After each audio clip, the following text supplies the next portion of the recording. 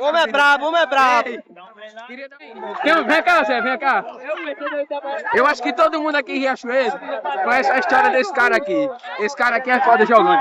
Só que tinha um cara aí, falando aí no meio da rua, que tava chamando eu de volante caçamba e Zé Carlos de meia caçamba, que disse que nós só joga pra trás.